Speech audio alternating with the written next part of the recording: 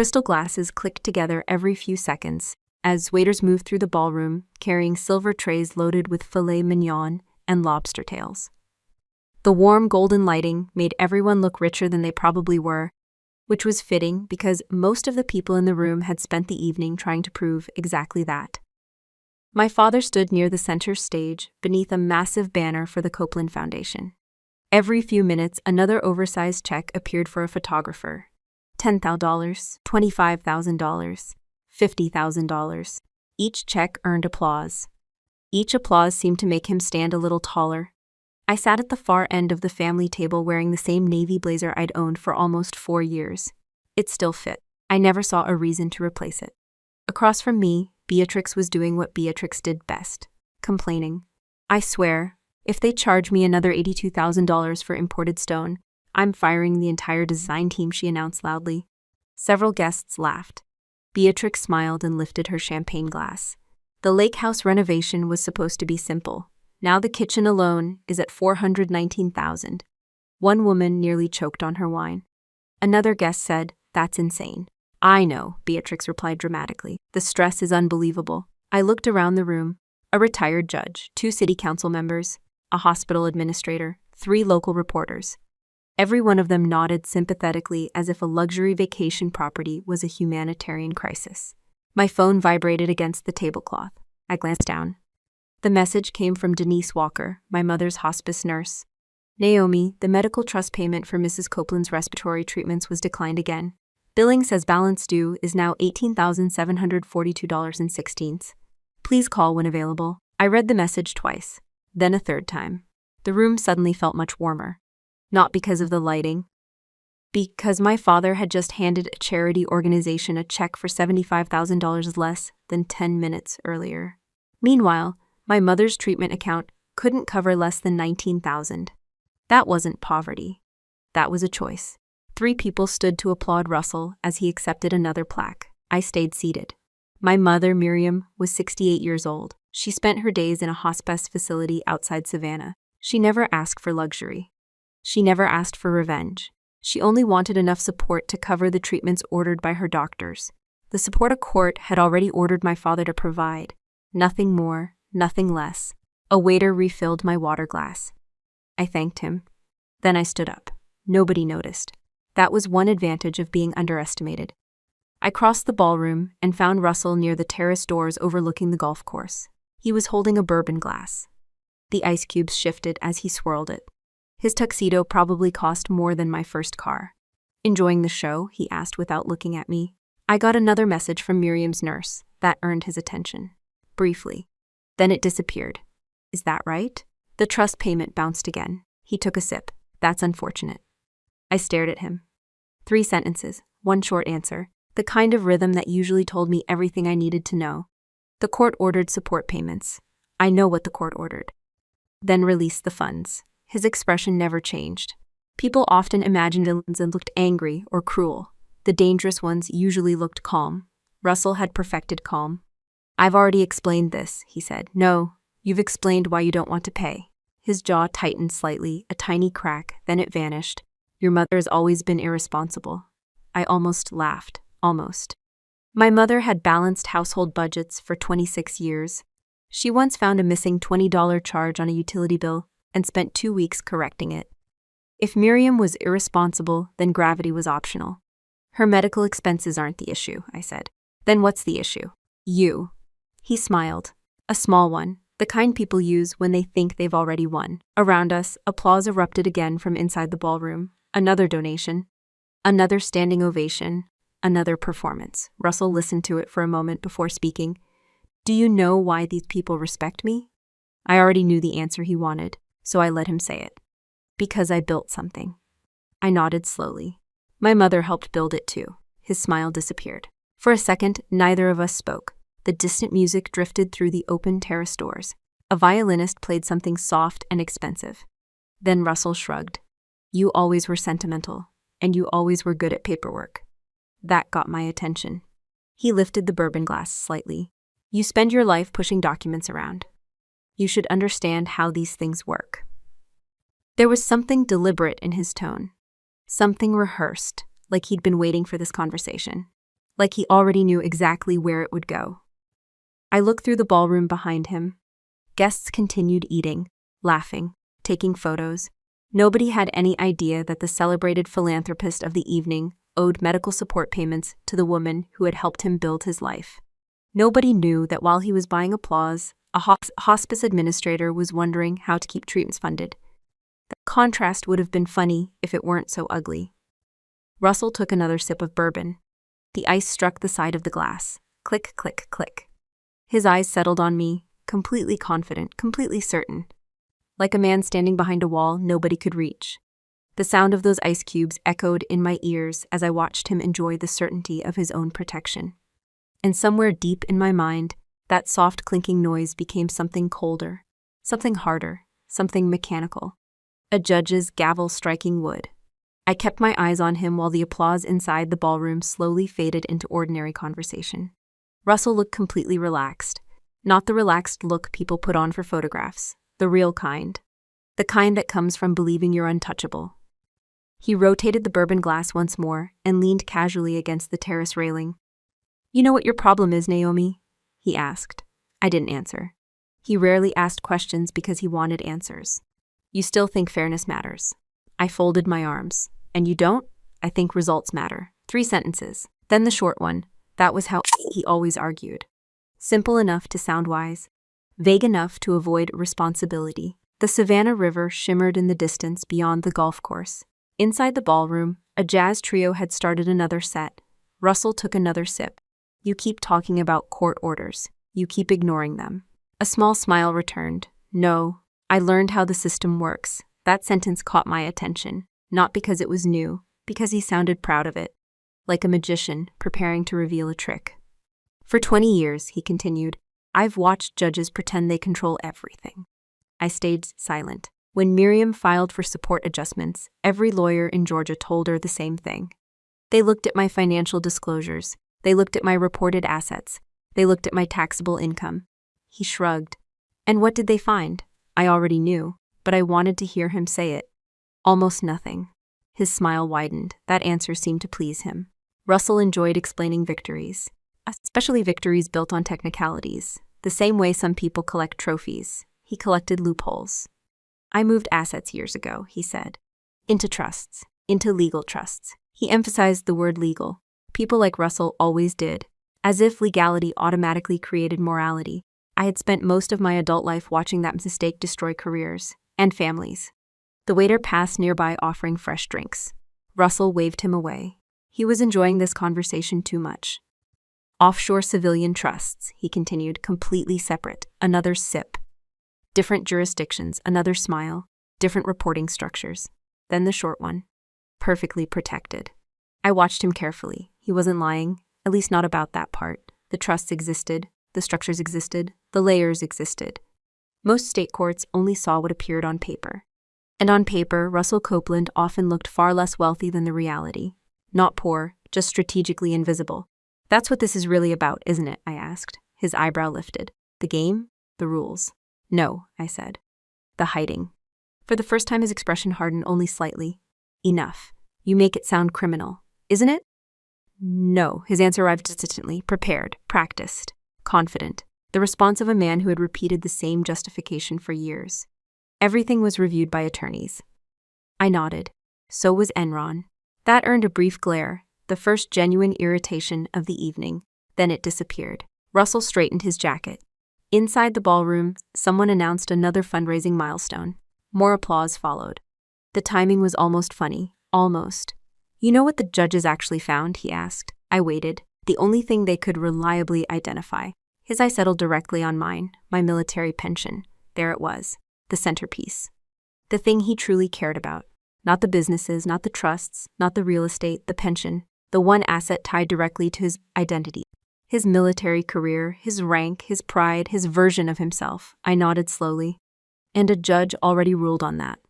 His smile faded, barely. The Uniformed Services Former Spouses Protection Act.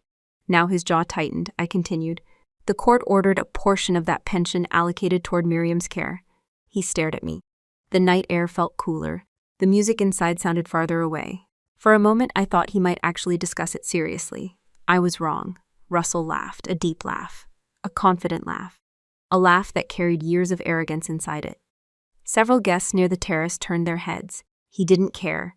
The laughter continued, long enough to become uncomfortable. Then he shook his head. "Oh, Naomi." Another laugh. "You really don't understand." I said, "Nothing." He enjoyed hearing himself explain things. "You push papers all day." There it was again, the assumption, the family myth, the harmless daughter, the quiet administrative worker, the woman who handled forms. Not decisions, not authority, forms. You should know better. I remained still. Russell stepped closer, not threatening, just condescending. "Far worse. Civilian judges can't garnish a federal pension across state lines without my consent, Naomi." His voice carried absolute certainty. The certainty of a man who had repeated the sentence so often that it became scripture. "You should know this." Another pause. Then the final blow. "You can't touch my military pension." The words hung between us, heavy, satisfied, victorious. Russell took another drink. Conversation over, case closed, at least in his mind. A movement near the doorway caught my attention. Beatrix, of course. She had been listening. Her champagne glass sparkled beneath the ballroom lights. A diamond bracelet, worth more than most people's annual mortgage payments, dangled from her wrist. She looked at me and smirked. Not because she understood the law. She didn't. Not because she understood pensions. She definitely didn't. She was smirking because she thought she'd just witnessed another family hierarchy being reinforced. Dad wins. Naomi loses. Same as always. Beatrix raised her glass slightly. Almost a toast. Almost an insult. Then she turned and disappeared back into the crowd. Russell noticed. His smile returned. That seemed to matter more to him than any legal argument. His audience approved. That was enough. The ice shifted inside his bourbon glass once more. Click, click, click. His laughter followed it. Slow, cruel, certain. As I stood there watching him enjoy what he believed was permanent protection, that laughter gradually faded into something else inside my mind. A low mechanical hum, steady, controlled, familiar. The sound of secured ventilation systems, circulating air through a classified briefing room deep inside the Pentagon. And unlike Russell's confidence, that sound belonged to a place where facts mattered more than ego. I slid my Pentagon access badge across the scanner before sunrise, and the security gate unlocked with a quiet click. Nobody there knew I had spent the previous evening being lectured about federal pension law by the man who had unknowingly built his own legal trap. Nobody needed to know. The elevator carried me to the executive level while I reviewed overnight reports on my tablet. 3 military appeals, 2 procurement investigations, 1 audit involving retirement benefit disbursements. Normal work. The kind of work that moved billions of dollars and affected thousands of lives. The kind of work Russell always described as pushing papers. The elevator doors opened. People immediately stood when I entered the operations corridor. Not because of who my father was. Not because of my last name. Because of the stars on my uniform. Because of the position. Because every major legal decision flowing through military justice eventually crossed my desk. Brigadier General Naomi Copeland, Director of the Judge Advocate General Corps. That was the reality. Not the version my family preferred. The family version was easier. A quiet daughter, a forgettable daughter. A daughter who supposedly spent her career filing forms, while smarter people made decisions. I never corrected them. Partly because classified work doesn't come with family presentations. Partly because people reveal more when they underestimate you. The second reason had become surprisingly useful. "Morning, General. Morning. Briefing room is ready. Thank you." I stepped into a secured conference room where 6 senior legal officers were already reviewing case files. The room's ventilation system produced the same low hum that had echoed through my thoughts the night before. Unlike country clubs, nobody in this building cared about appearances. Facts mattered. Evidence mattered. Documentation mattered. Every signature carried consequences. Every missing signature carried consequences too. The morning disappeared into meetings, retirement fraud, procurement compliance, federal reimbursement disputes, a colonel facing disciplinary review, a contractor accused of falsifying records worth $12.8 million, 3 long discussions, 1 short conclusion. Evidence wins. It always does. By early evening, most of the building had emptied. The cleaning crews arrived. Office lights switched off, 1 section at a time. I remained at my desk. My mother's hospice records sat beside a stack of federal retirement files. Denise had sent another update earlier. Miriam's treatment schedule had been adjusted again because administrators were trying to stretch available funding. They never complained. That somehow made it worse. My mother spent her entire life avoiding conflict. Even now, she apologized whenever someone brought her medication, as if receiving treatment was inconveniencing somebody. I opened another file, then another, then another. Hours passed. The pension dispute itself wasn't complicated. On paper, it looked familiar. A former spouse, a support order, asset protection structures, a stubborn retiree. Cases like that existed everywhere. What bothered me wasn't the dispute. It was Russell. Something about his confidence felt wrong, not arrogance. Arrogance was normal. Specific arrogance. The kind that usually came from knowing something other people didn't. I leaned back in my chair. The office clock showed 9:47 p.m. Most people would have gone home hours earlier. I opened a separate federal filing database.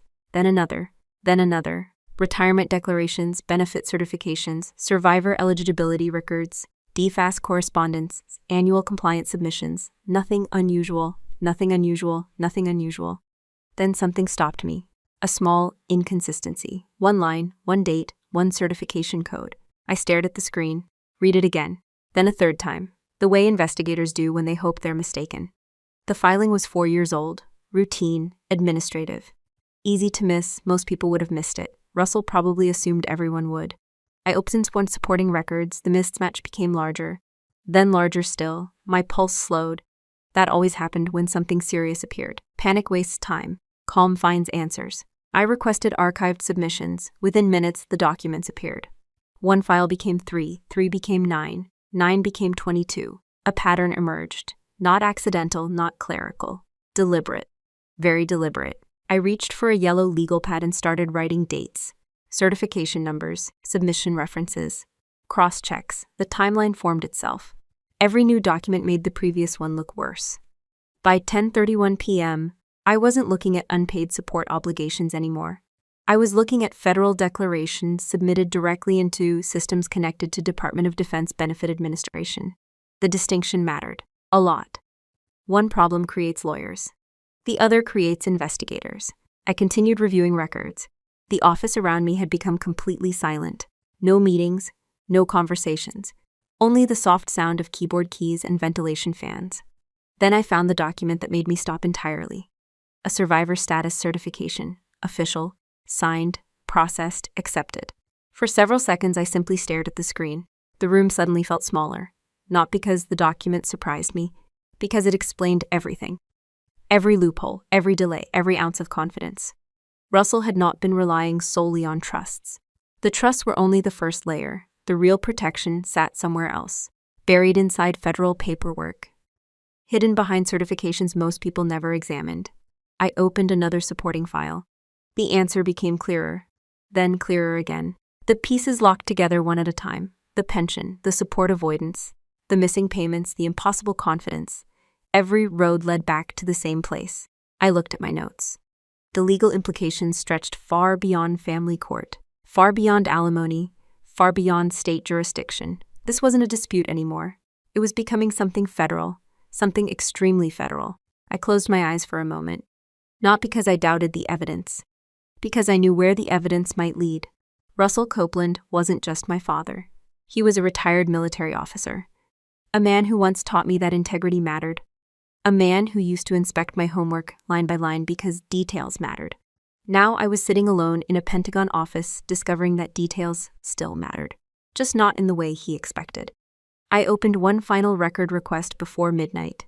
The system confirmed retrieval authorization. Additional unredacted files were available through higher-level review channels, files I could legally access, files that would either clear every concern I had or confirm every one of them. The download bar slowly moved across my screen, and for the first time, I began to suspect that Russell's biggest problem wasn't what he owed my mother. It was what he may have told the federal government to avoid paying her. I sent the access request before leaving the office, and the response arrived at 6:12 the following morning. Approved. Not by a clerk. Not by an automated system. By someone whose authorization level meant the request would leave a permanent trail. I wasn't surprised. What surprised me was the name attached to the approval notification. Oliver Stanton, Deputy Secretary of Defense. I stared at the screen for a moment. Then, I picked up the secure phone. His assistant answered immediately. Secretary Stanton is expecting your call, General. That wasn't encouraging. People at that level only expected your call when they already knew enough to be concerned. A second later, Stanton came on the line. Good morning, Naomi. Sir. I reviewed the preliminary request. His voice was calm, measured. The voice of someone who had spent decades managing crises without sounding alarmed. What did you find? He asked. Something that doesn't make sense. Then let's make it make sense. 3 sentences, then the short one. That was why I respected him. No drama, no speeches, just facts. An hour later, I was sitting inside a secured records room reviewing files that almost nobody outside DFAS and senior Defense Department leadership ever saw. Unredacted records, complete records. The kind that showed every certification, every declaration, every modification, and every supporting document attached to a federal retirement account. Russell's file sat open in front of me. Years of paperwork, years of signatures, years of sworn statements. I started building a timeline: retirement processing, benefit elections, survivor designations, annual compliance certifications. The first 20 minutes produced nothing new. The next 20 changed everything. One certification appeared in multiple records. The same statement, the same declaration, the same claim. Repeated, reaffirmed, resubmitted. I zoomed in on the scanned documents. The language was clear. No ambiguity, no legal gray area, no room for interpretation. My father had formally certified that Miriam Vance Copelands was deceased. I stopped reading, not because I misunderstood it, because I understood it perfectly. The room became very quiet. I checked the date, then another filing, then another. The declaration appeared again and again and again. Different years, different certifications, same claim, legally deceased. I looked at the supporting documentation attached to one of the submissions. The document appeared authentic at first glance. Official formatting, proper references, correct terminology, enough details to fool someone performing a routine review, but not enough to survive an actual investigation. I opened the metadata logs. My stomach tightened. The document hadn't originated from the issuing authority it claimed to represent. It had been manually uploaded, manually certified, manually submitted. Russell hadn't misunderstood a form. He hadn't made a clerical mistake. He had created supporting documentation to reinforce a false statement, then submitted it to the federal government, repeatedly. I leaned back in my chair. For several seconds, I simply stared at the wall, not because the evidence was weak, because it was overwhelming. Most family disputes stay inside family court. Support disputes, property disputes, divorce disputes. Painful, expensive, messy, but still civil matters. This wasn't civil anymore. This had crossed into federal territory. I opened another file. The financial consequences immediately became obvious. By declaring Miriam deceased, Russell had bypassed support review triggers connected to certain DFAS oversight procedures. The declaration had effectively removed a major obstacle standing between him and uninterrupted pension distributions. Month after month, year after year, money continued flowing, questions stopped appearing, reviews became easier. The system trusted the documents it received. Russell knew that. He had built his entire strategy around that trust. I reached for my notebook. The legal categories practically wrote themselves. False statements, fraudulent certifications, federal perjury exposure, potential conspiracy if third parties knowingly assisted, defrauding the United States government. Every page made the situation worse, not better, worse. The secure door opened. Secretary Stanton entered carrying a folder. He took one look at my expression. That was enough. What did we find? He asked. I slid the documents across the table. He spent several minutes reviewing them. No interruptions, no commentary, only page turns. Finally, he closed the folder. His jaw tightened slightly, the same reaction investigators often have when evidence removes all doubt. Your mother is alive, very much alive, and he certified otherwise, multiple times. Stanton nodded slowly. The disappointment in his face wasn't personal. It was institutional. The military can survive mistakes. It struggles much more with dishonesty, especially from senior officers who once swore to uphold standards. How certain are you? He asked. I pointed toward the certification history. The filings support each other. Another page. The upload records match. Another page. The pension actions align. Another page. The false declarations created a measurable financial benefit. I paused. He's not hiding from family court anymore. Stanton closed the file again. No, his voice had become noticeably colder. He crossed into federal fraud.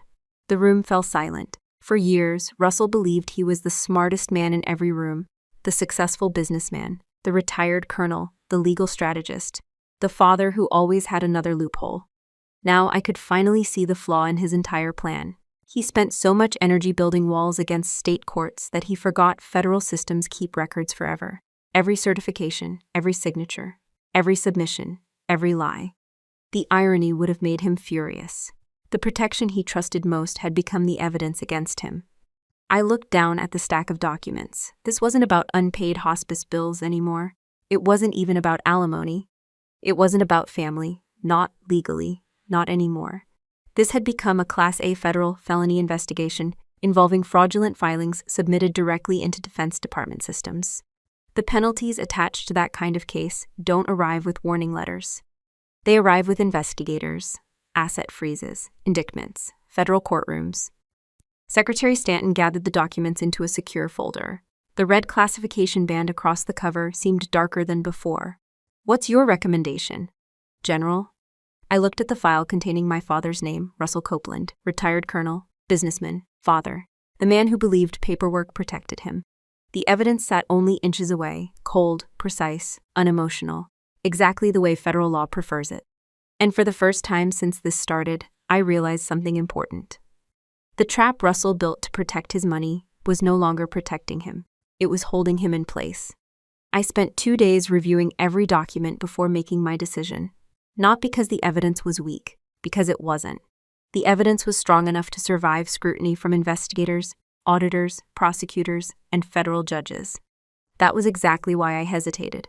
People assume power makes decisions easier. It doesn't. Sometimes it makes them heavier. Every file on my desk pointed toward the same conclusion. Every legal review reached the same destination. Every fact stood in the same place. My father had committed federal fraud. The evidence didn't care that he was my father. Unfortunately, I did. That was the problem. Not the law. Me. By Wednesday afternoon, I found myself staring out the window of my office instead of reviewing another report. Across the Potomac, traffic crawled through the evening rush. Thousands of people heading home.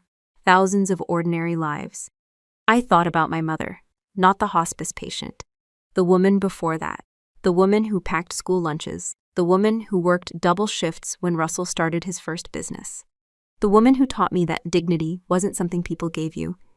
It was something you protected yourself. That lesson had stayed with me longer than anything my father ever taught. I picked up my phone and called Secretary Stanton.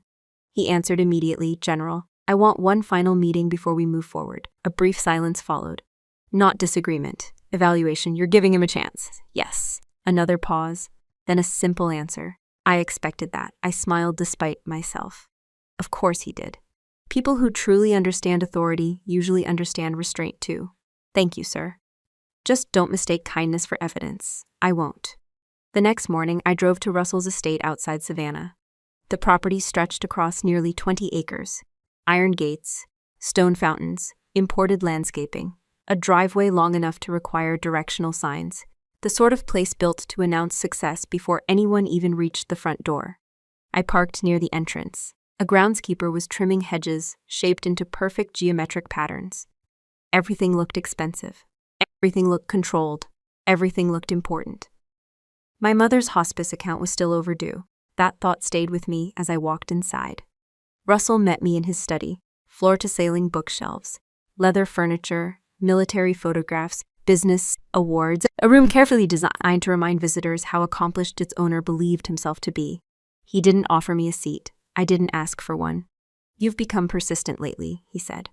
"I learned from the best." That earned a brief smirk. The closest thing Russell had to affection. I reached into my briefcase. His expression immediately sharpened. The smile disappeared. Good. He expected a fight. Instead, I placed a single document on the desk, then a pen, nothing else. Russell looked down, his eyebrows lifted slightly. "What's this?" "A voluntary DFAS release authorization." He said nothing. I continued. "It authorizes direct allocation of pension funds toward Miriam's medical care." The room became very quiet. Outside, a lawn sprinkler clicked rhythmically across the property. Inside, neither of us moved. Finally, Russell leaned back. You drove all the way here for this? Yes, you could have mailed it. I wanted to hand it to you personally. 3 sentences, then the short one. The moment where choices become real. I slid the pen slightly closer. Sign it.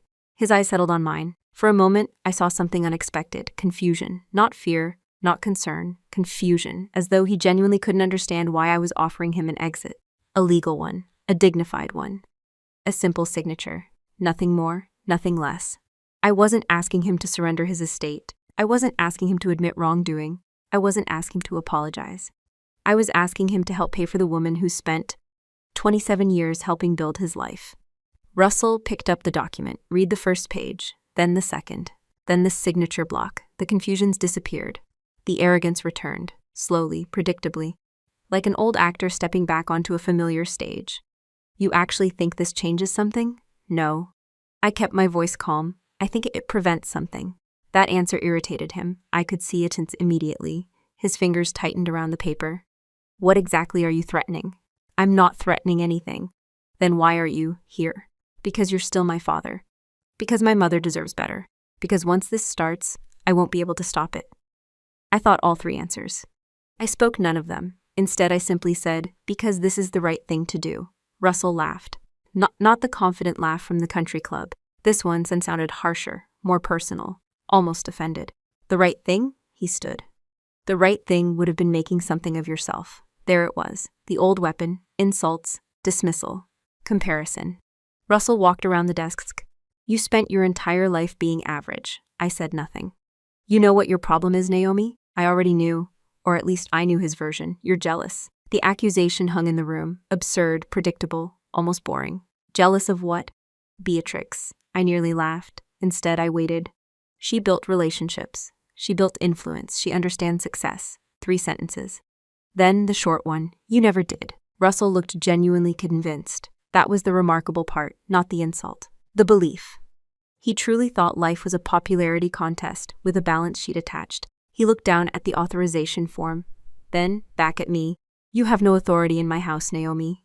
His voice hardened. Get out. Before I could respond, he grabbed the document with both hands and tore it in half. The sound echoed through the study. Then he tore it again and again. White fragments drifted downward, landing near my shoes. The pen followed a second later, clattering across the marble floor. For several seconds, neither of us moved. The pieces of paper rested between us. My final offer, his final answer. I looked down once, then back at him. No anger, no argument, no speech. There was nothing left to say. Grace had been offered, grace had been rejected.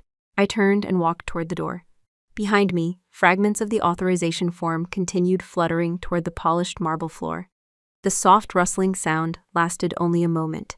Then it disappeared beneath something sharper, something heavier. The unmistakable impact of an official federal freeze warrant receiving its final red authorization seal. The first thing I noticed when I arrived was the size of the parking lot. Not because it was full, because it was overflowing. Luxury SUVs lined the outer access roads. Valet attendants jogged between rows of imported sedans and high-end sports cars. Temporary lighting towers illuminated the entire corporate campus as if a political convention had come to town. Russell had never done anything halfway, especially when the goal was admiration. A massive banner stretched across the front entrance of Copeland Strategic Holdings. Legacy Benchett, celebrating a lifetime of integrity and leadership. I stood there for a moment looking at the word integrity. Then I walked inside. The ballroom occupied nearly the entire top floor of the headquarters building. Crystal chandeliers hung above hundreds of guests. A live orchestra played near the stage. Local business leaders mingled with elected officials. Television cameras recorded interviews near a media backdrop displaying Russell's company logo. The event looked expensive, very expensive. That wasn't surprising. What surprised me was how many people genuinely admired him. Most of them had never seen the version of Russell I knew. The version who counted legal loopholes more carefully than family obligations. The version who could spend $50,000 on a public image campaign while refusing to pay for a hospice patient's respiratory treatments. People only see what they're shown. Russell understood that better than most. I adjusted my army dress blues before entering the ballroom. The uniform attracted attention immediately. It always did. Not because of the medals. Not because of the insignia. Because people tend to notice confidence when it isn't asking for attention. I wasn't there to make the statement. I was there because I had stopped hiding who I was. The conversations around me briefly quieted as I walked through the entrance, then resumed. Most guests assumed I was simply another military attendee. That was fine. The fewer assumptions corrected tonight, the better. I moved toward the rear of the room, observing, waiting, listening. On stage, Beatrix stood behind a polished podium beneath a giant projection screen displaying photographs from Russell's career, military photos, business photos, award ceremonies, ribbon cuttings, fundraisers, a carefully curated version of history.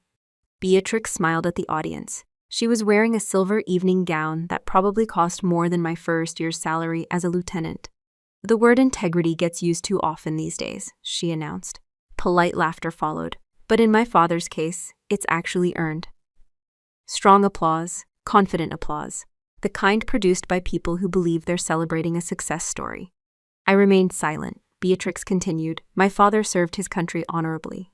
More applause, he built businesses that created jobs. More applause, he gave back to his community. More applause, and most importantly, he taught everyone around him that character matters. That one nearly made me smile. Not because it was funny, because the timing was remarkable. Federal investigators had spent the last 3 weeks documenting evidence proving exactly the opposite. Meanwhile, Beatrix was presenting him as a moral role model. Reality can be surprisingly efficient when it decides to embarrass someone. A group of women standing nearby noticed my uniform. One whispered something to Beatrix. Beatrix looked toward me, immediately rolled her eyes. I could practically hear the conversation before it happened. She leaned toward 2 friends near the stage, one hand partially covering her mouth, the classic gesture people use when they want to pretend they aren't gossiping. The women laughed. One glanced toward me, another smiled. Then all 3 looked away.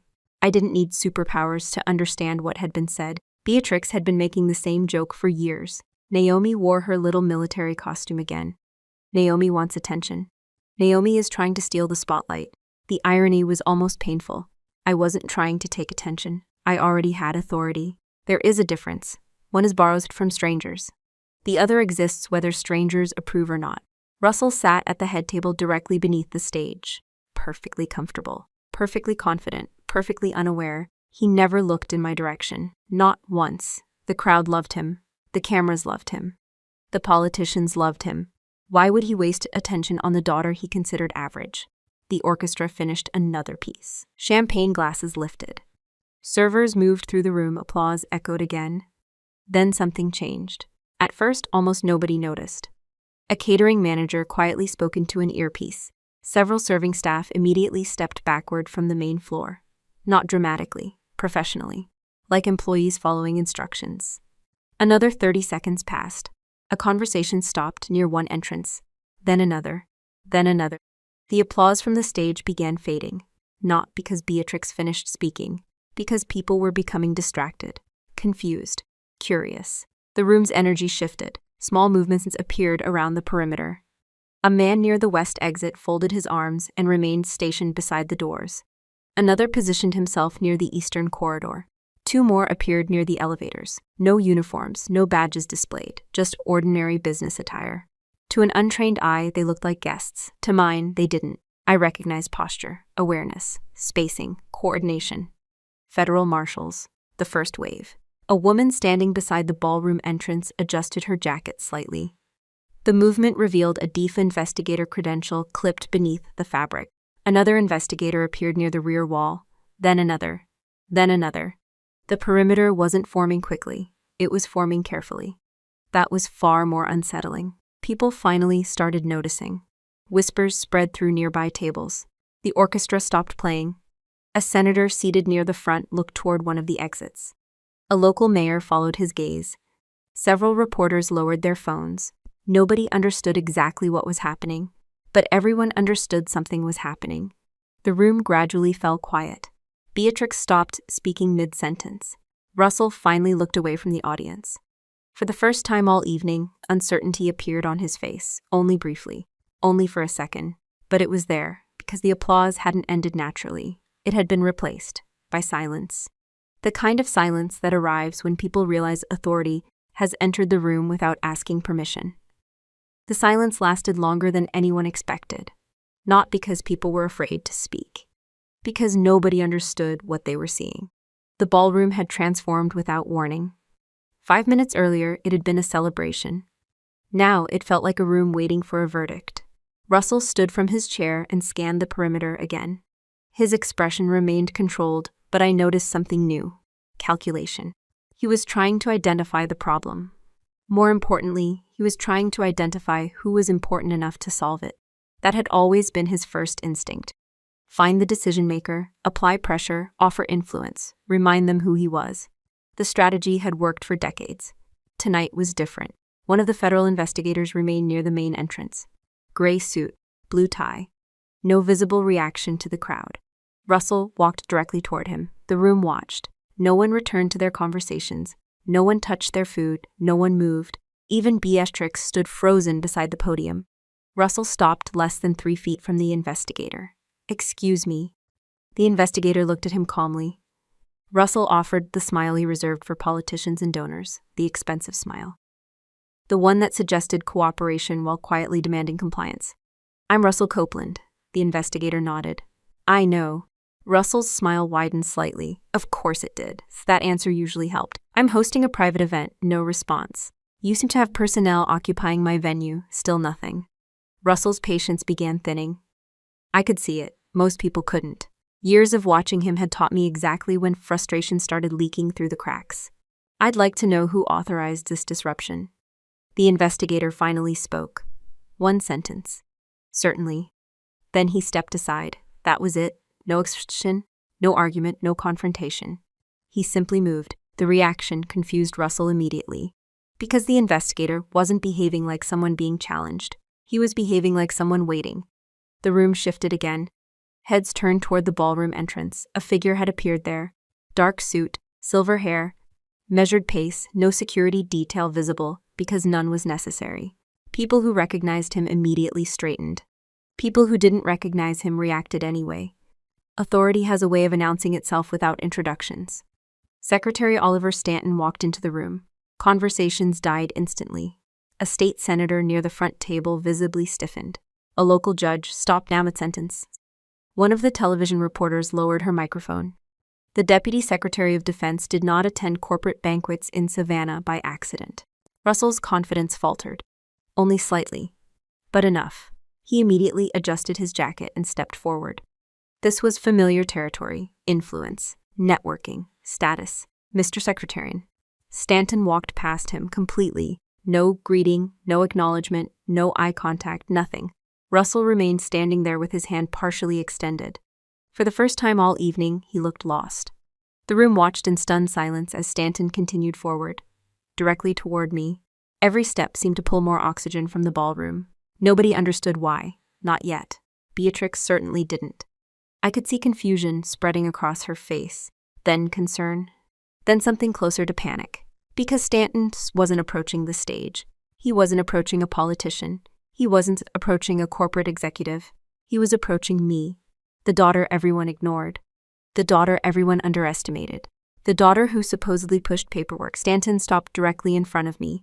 The room became perfectly silent. No music, no conversation, no movement. Then he delivered a crisp military salute, not symbolic, not casual, official. Every military guest in attendance immediately recognized it. Several retired officers near the front tables actually stood. Stanton's voice carried through the ballroom, clear, professional, unmistakable. "Director Copeland." A collective confusion swept across the room. "Director?" I returned the salute. Stanton continued. "The federal freeze on all target pension assets and domestic financial accounts has been executed." No emotion, no drama, just a status update, the way professionals communicate when the decision was already made long ago. The reaction hit the room like an explosion. A champagne glass slipped from Beatrix's hand. It shattered against the floor. Nobody even looked at it. Every eye remained fixed on us. Russell didn't move. He couldn't. The color drained from his face so quickly it looked almost unnatural. The man who had spent his life controlling rooms suddenly looked like he didn't understand the language being spoken inside one. His eyes shifted to my uniform. Then upward, the stars, the insignia. The details he had never bothered to examine, the details he had spent years dismissing. His mouth opened, closed, opened again. Director? The word barely emerged. Like he wasn't sure he had heard it correctly. His eyes locked onto mine, then back toward Stanton, then back to me. The realization was arriving piece by piece, slowly, painfully, relentlessly. But, he stammered, my pension. The confidence was gone now. The certainty was gone, the loopholes were gone. All that remained was confusion and fear. You can't. I stepped forward. Not aggressively, not triumphantly, just far enough for him to hear me. The ballroom remained silent. Hundreds of people listening, nobody breathing, nobody moving. Russell stared at me as though he were seeing me for the first time. Not as his daughter, not as the family disappointment. Not as the administrative clerk he invented inside his head. As the person standing between him and the consequences he never thought could reach him. My voice barely rose above a whisper. It didn't need to. Every person in the room heard it anyway. I am the JAG director, Dad. The words settled over the ballroom. I watched the realization strike him completely. Every conversation we'd ever had, every insult, every dismissal, every assumption, all collapsing at once. Then I delivered the only sentence that mattered. And your pension doesn't belong to you anymore. Russell's eyes widened, not because of the money, because he finally understood something far worse.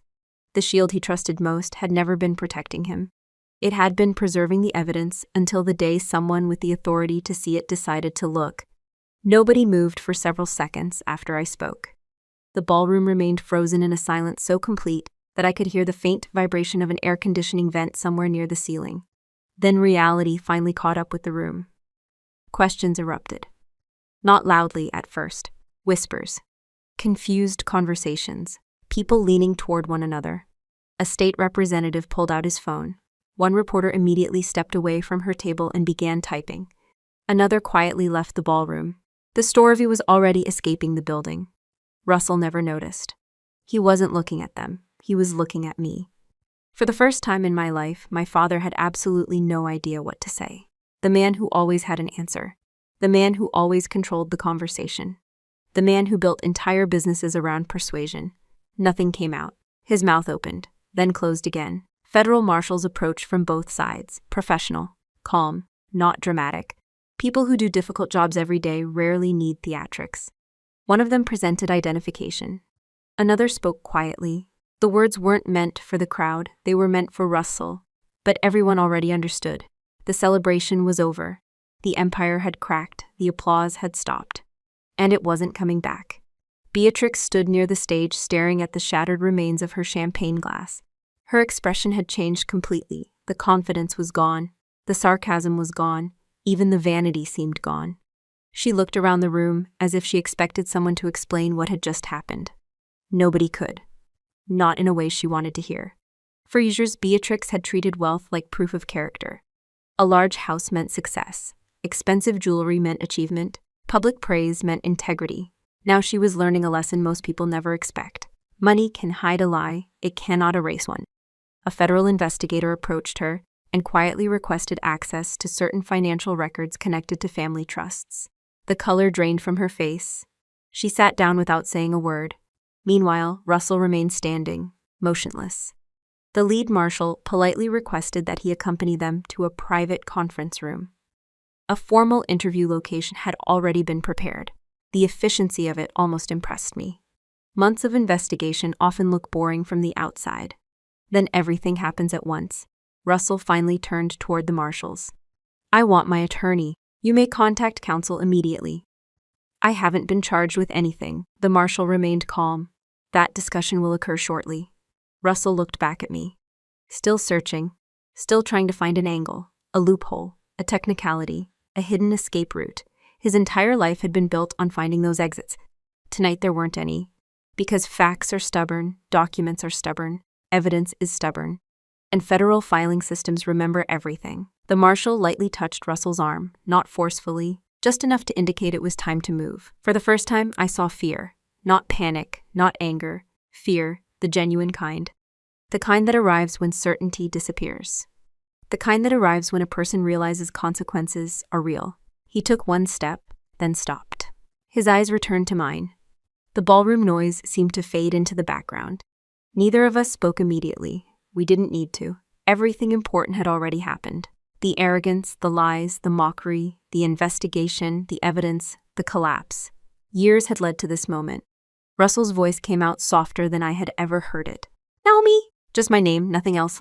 No argument, no insult, no lecture. I looked at him, not as the target of an investigation, not as a federal case, as my father. The man who taught me how to ride a bicycle. The man who once stayed awake helping me study for exams. The man who somehow became the person standing in front of me now.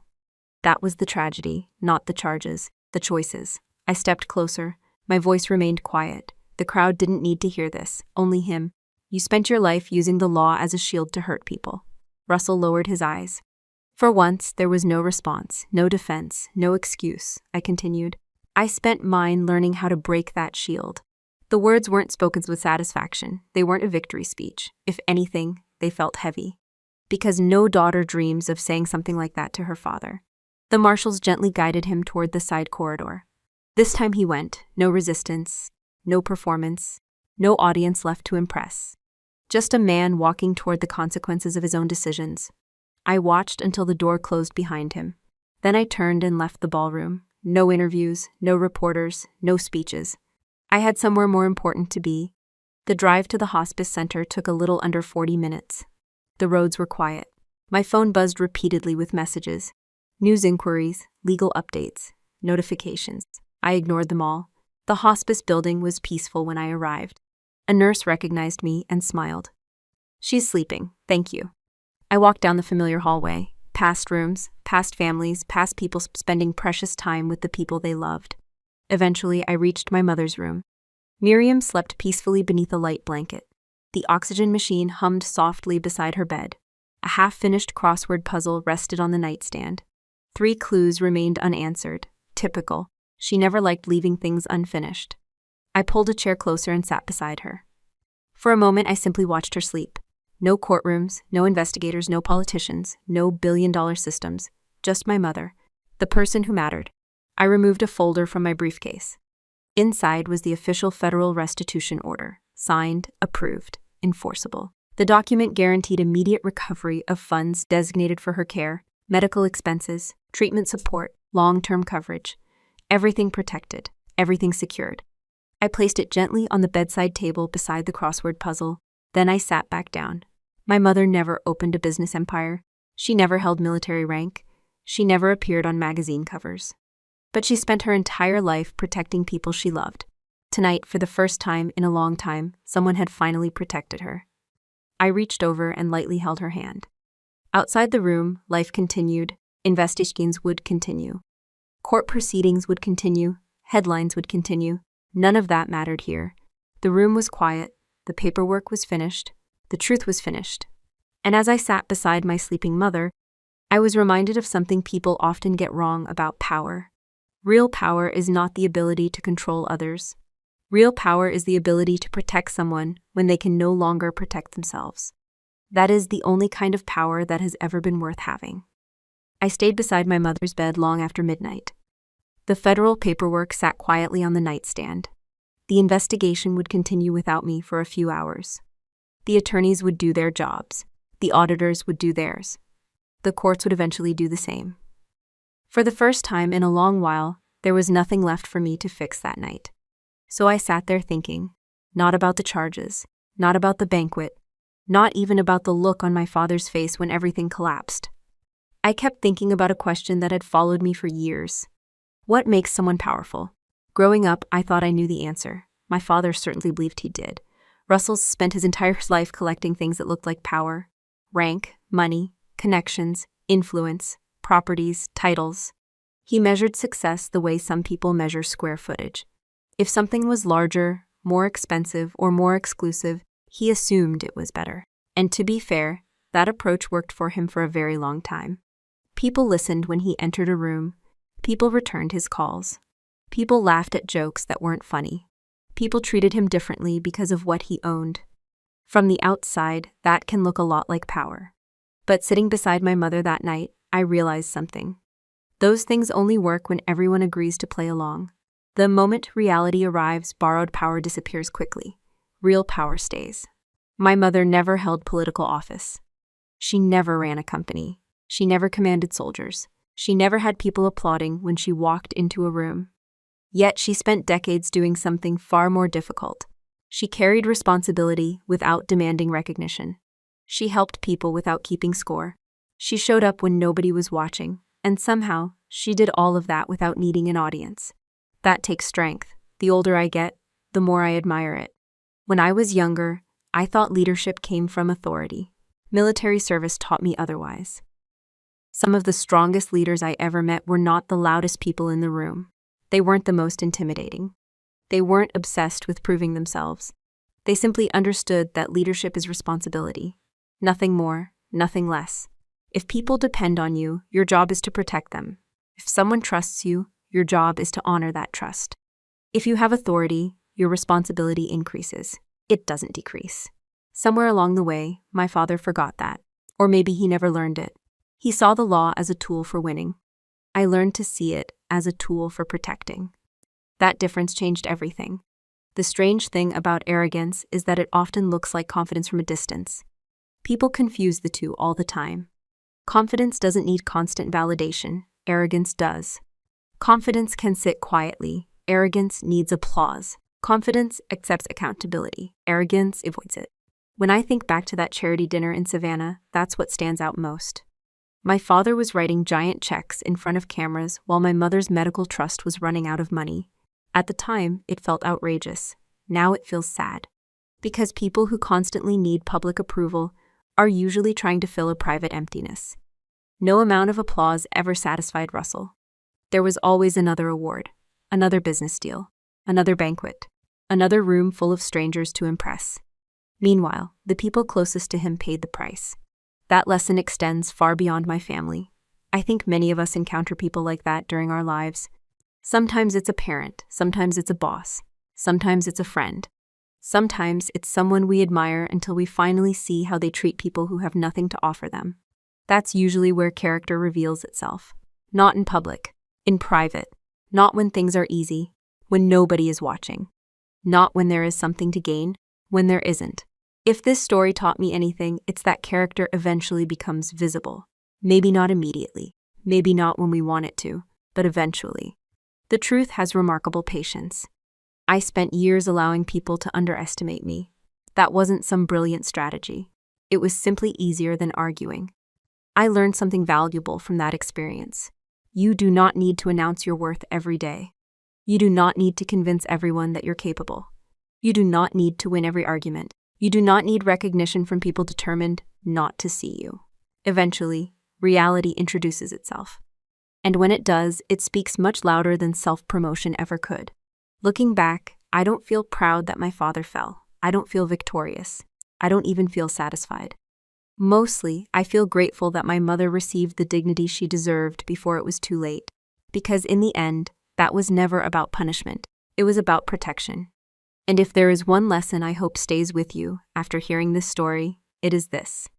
The people who spend their lives trying to look powerful are often chasing something they don't actually possess. The people who quietly protect others usually have more strength than they realize. My father spent a lifetime building the appearance of power. My mother spent a lifetime practicing the real thing. And when everything was tested, only one of those survived. The next afternoon, my mother was awake when I arrived. She was sitting up in bed with reading glasses balanced near the end of her nose, studying the same crossword puzzle she had been working on for days. 3 clues remained.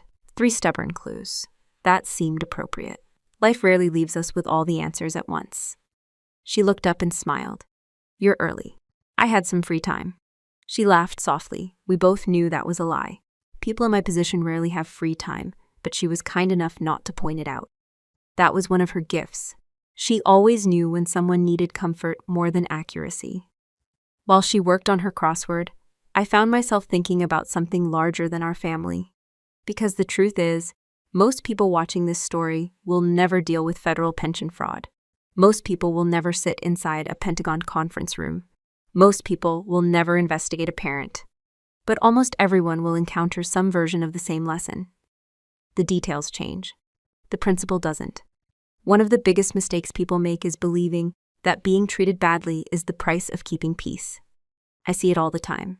Someone stays silent because the person causing the problem is a parent, or a sibling, or a spouse, or a boss, or someone with money, or someone with influence.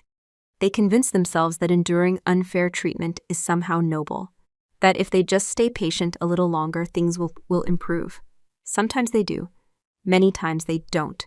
There is a difference between being kind and being available for abuse. A very important difference. For years, I kept trying to reason with my father. Not because I was weak, because I wanted to believe he would eventually choose the right thing. When people hear my story, some ask the same question. Why didn't you act sooner?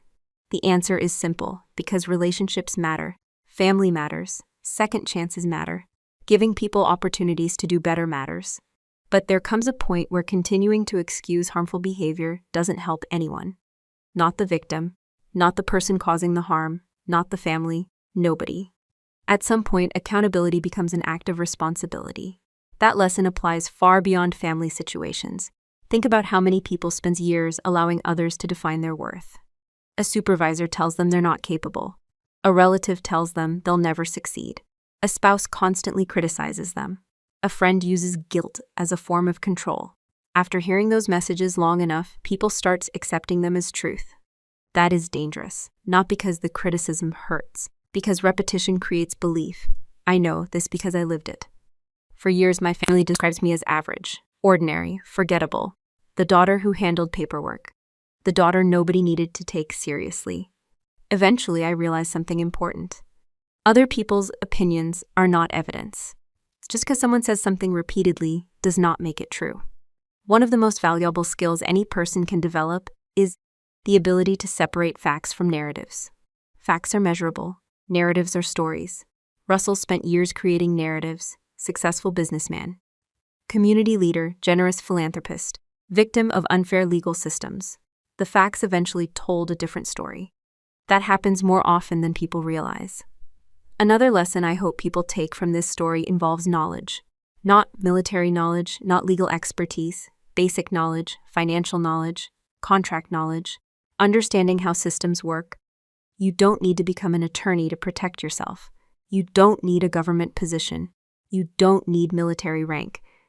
But you should understand enough to recognize when someone is manipulating information for their own benefit. Many people surrender control of important decisions because paperwork feels intimidating. Forms, contracts, financial statements, retirement plans, insurance documents. Most people would rather avoid them. That avoidance can become expensive. Sometimes very expensive. The more you understand about your own finances, your own obligations, and your own rights, the harder it becomes for someone else to take advantage of you. My mother trusted people. That was one of her strengths. But trust works best when paired with awareness. Trust alone is not a strategy. Another thing I've learned is that boundaries are not punishments. Healthy people understand this. Unhealthy people usually don't. When you tell someone no, you are not attacking them. When you refuse to tolerate mistreatment, you are not being selfish. When you protect your peace, your finances, your health, or your dignity, you are not doing something wrong. You are doing something necessary. The people who benefit from your lack of boundaries will often be the first to complain when you establish them. That doesn't mean the boundaries are wrong. It usually means they are working. As my mother finally filled in one of the last crossword answers, she smiled with the satisfaction of someone solving a small mystery. Watching her, I thought about how different life might have been if she had demanded stronger boundaries years earlier. Maybe some things would have changed. Maybe they wouldn't. We'll never know. What I do know is this: you cannot control other people's choices. You cannot force integrity into someone who values convenience more than character. You cannot build another person's conscience for them.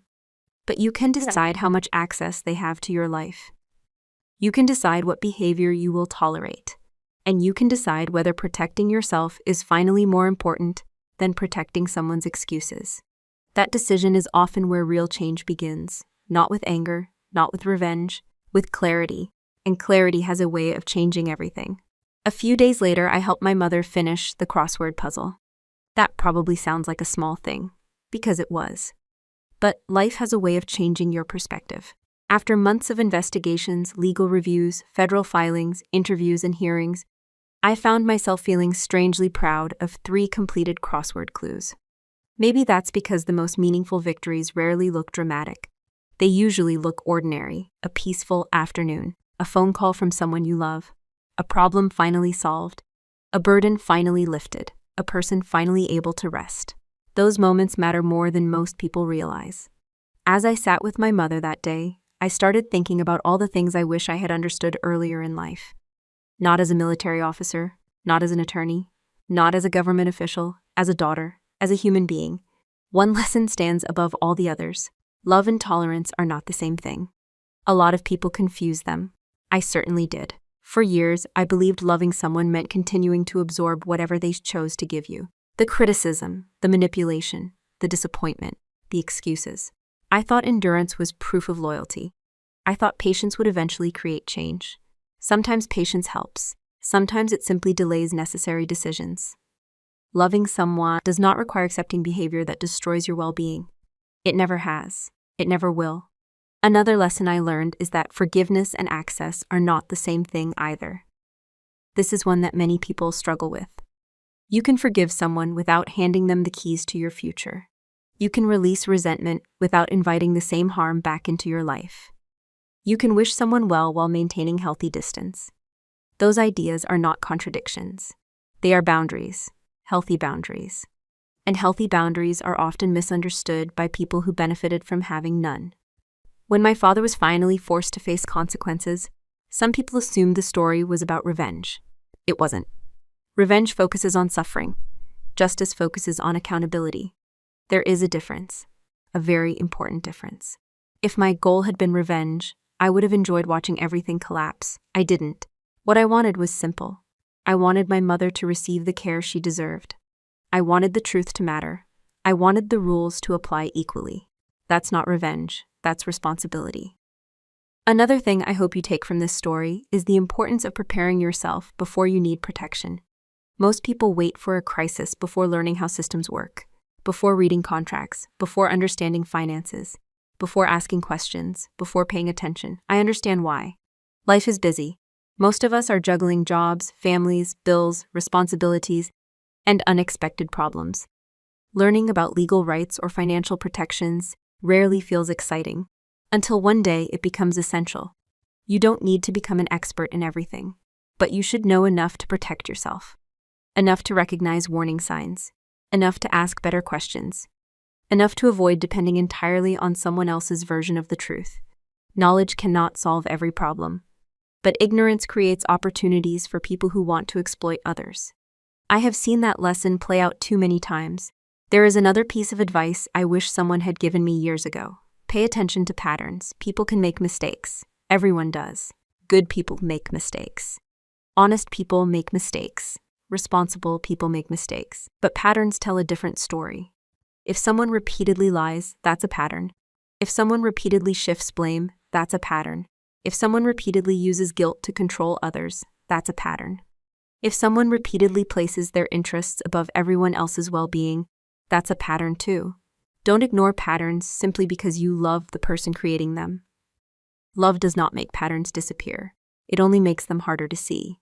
One of the most painful truths I learned is that you cannot save someone from becoming the person they choose to be. You can encourage, you can support, you can advise, you can hope, but ultimately, character belongs to the individual. My father had countless opportunities to choose differently. The charity dinner, the support payments, the doll's voluntary authorization form. Every stage offered another chance. He made his choices, I made mine, and eventually those choices met each other. That is how life often works. Not through one dramatic decision, through hundreds of smaller decisions made over time. As for my mother, she continued receiving the care she needed. The restitution order ensured that. The legal protections ensured that. But the thing she appreciated most wasn't the paperwork. It was peace, the sense of uncertainty, the ability to focus on living instead of worrying. That taught me something too. At the end of the day, most people aren't searching for power. They're searching for peace. And sometimes the strongest thing you can do is protect that peace for yourself and the people you love. So if you've stayed with me through this entire story, I hope you'll remember this. Use your strength to protect. Use your knowledge to help. Use your success to lift people up. And never confuse intimidation with leadership. Thank you for spending this time with me and allowing me to share this journey. If this story meant something to you, subscribe to the channel and turn on notifications. We share new stories every day at 8:30 a.m. ET and 1:30 p.m. ET, and we'd love to have you with us for the next one. Until then, take care of yourself, protect your dignity, and remember that the most valuable thing you'll ever build is not a reputation, a title, or a bank account. It's the trust of the people who know who you really are.